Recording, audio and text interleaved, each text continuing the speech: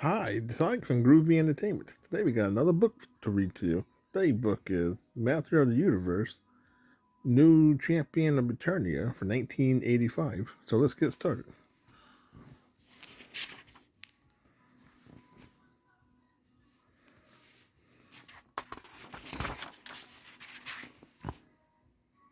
The great hall of the Palace of Eternia rang with celebration as the heroic warriors returned from a victorious battle. We did it, cried Man at Arms. We forced Skeletor and his army back across the border way, back across the borderland to the dark side of the planet. Our warrior suffered only minor wounds. His daughter Tila said, I wish He-Man had come back to share in the celebration.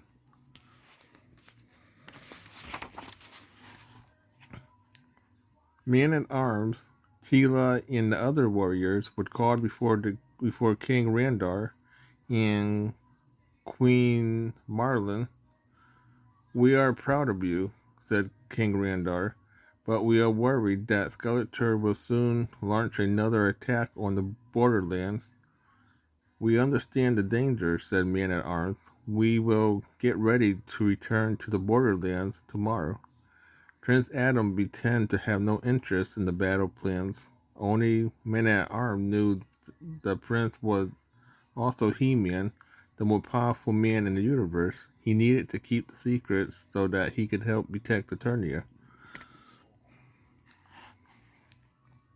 At the same time, many miles away, on the dark side of Eternia, the evil Lord Skeletor was raging at his followers. Fools, he screamed, we have lost yet another battle to He-Man and his stupid kind. How long can I endure the likes of you?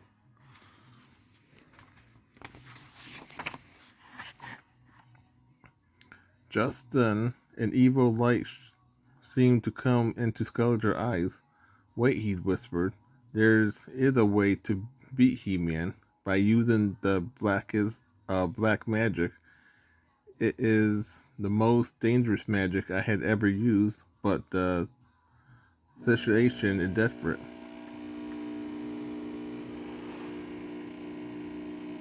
Early the next morning, the heroes readied their vehicles for the long track before the borderlands. Be sure to pack extra battle gear, ordered Man at Arms. After traveling all day, the tired heroes made camp.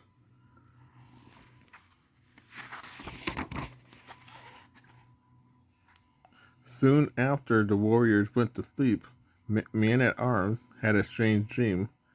In it, he saw a vision of the sorcerer who secretly watches over the heroes of Eternia.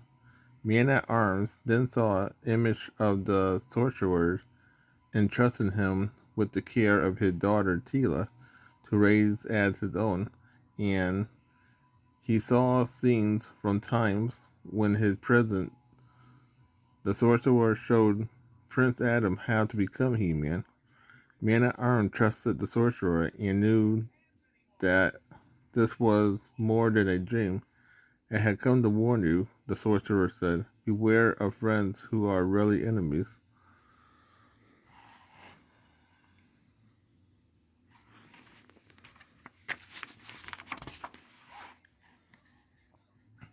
At daybreak, the hero greeted He-Man and Battle Cat as they joined the war party.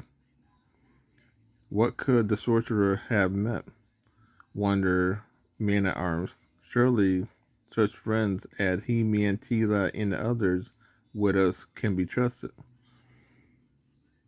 Hours later, the heroes reached the cliff along the edge of the dreaded borderland. Across a bare field, charged an army of evil warriors led by Skeletor himself.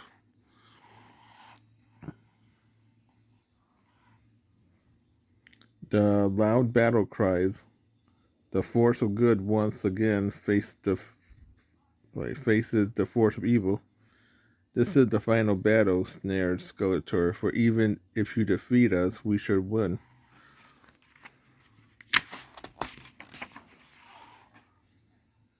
For long, fearsome hours, the battle raged. Then, with a terrible scream, Skeletor cried out, "Enough! I now call upon the blackest of the black magic." As Skeletor, Evil Lyn, Battle Cat, and Triclope each disappeared in a cloud of a thick black smoke. He-Man and his followers or warriors could hardly believe their eyes. Skeletor and his followers often leave the battle scene in clouds of smoke, but this time it didn't seem they intended that kind of exit. After Skeletor had seemed to destroy himself and his three most powerful followers, the rest of the army freed. But He-Man and Man-at-Arms was uneasy, so now at twilight, they and Teela would stand and watch as the others slept before the long journey home. As they watched, four strange figures emerged from the shadow smoke of the battlefield. Who goes there, friend or foe?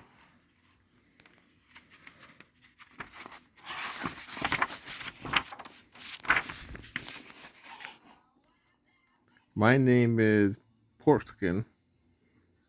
I am called. I am. My name is. And these are my friends. We was space travelers who crashed here 3 years ago, and we was imprisoned by the evil Skeletor, explained the handsome stranger. He used his magic to control us until now, when we found ourselves suddenly free. Welcome, Teela. Come with us, and we will give you some of our extra battle clothes to wear.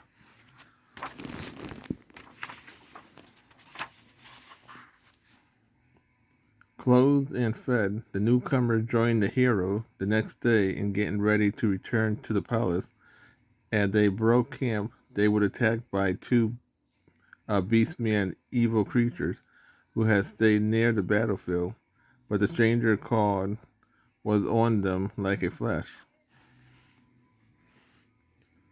"What strength you have," Ram Man said to. "Yes," echoed Fisto. On the long trip back to the palace of Eternia, without warning, the stranger divided strange at He-Man. Man-at-Arms told the other he was not attacking He-Man. He was saving him from the blade trap that Skeletor must have set before he destroyed himself. Later, as the newcomer helped clear the path through the jungle, He-Man said to Man-at-Arms, "Something about these strangers bothered me." "Yes," agreed Man-at-Arms. "In a dream, the sorcerer warned me of friends who are really enemies."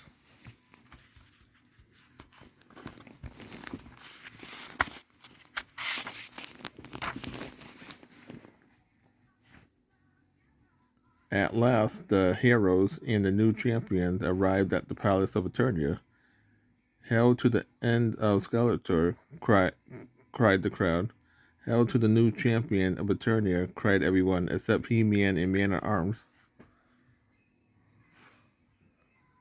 When the cheering finally quiet, the king and queen stepped out onto the balcony. "Hail to Queen Marlin," said, as she kneeled before the royal couple. "Wait," cried He-Man. "These new champions are canon liars," said He-Man. "They claim they are strangers here, yet," called the queen by name, "none of us had mentioned the name of either the king or queen. How is this possible?"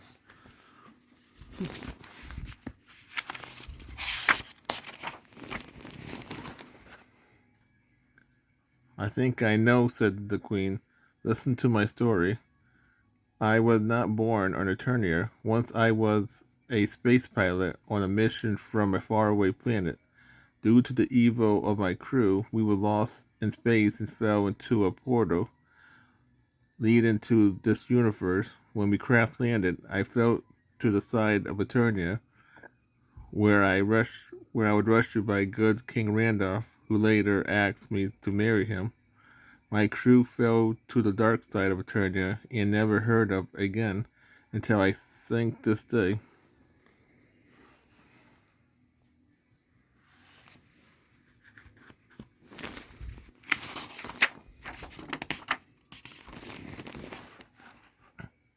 On the Queen order, the battle helmet of was removed so their face could be seen.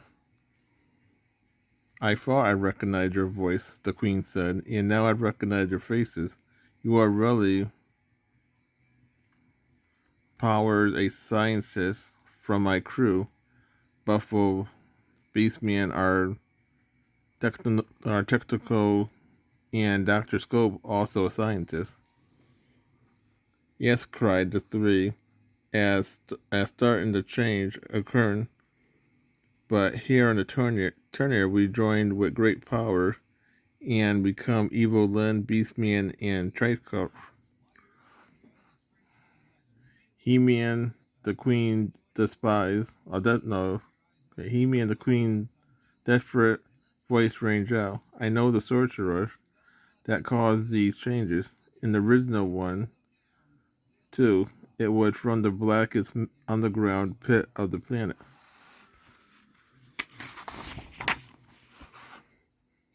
It belongs to Skeletor.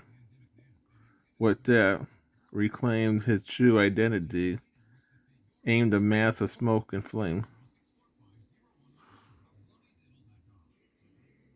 He-Man shouted, "If this latest evil power of yours comes from the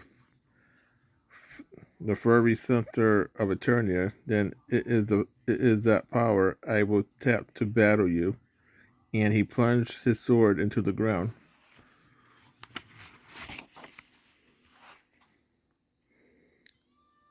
Up, up from the center of Eternia, led by He-Man, magic power sword, a force of good, emerged and banished the evil foe to the dark side of the planet.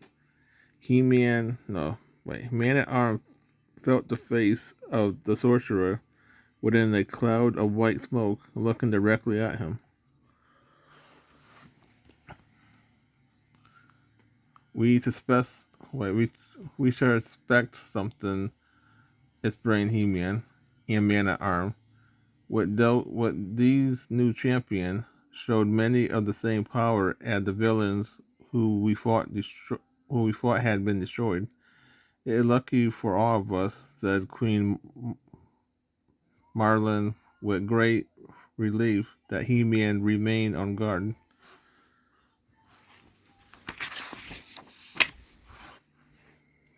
At sunset, Man-at-Arms and Prince Adam was enjoying some quiet time. I was wary of our new friends because the sorcerer Warner said Man-at-Arms, and I'm glad I did not trust the appearance.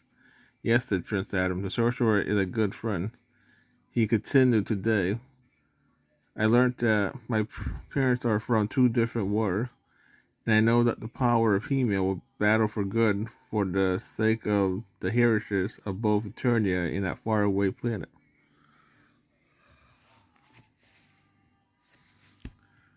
So that was Master of the Universe, the new champion of Eternia from 1985. So if you like, subscribe, share, and comment, and have a groovy day. We'll have another video coming out real soon.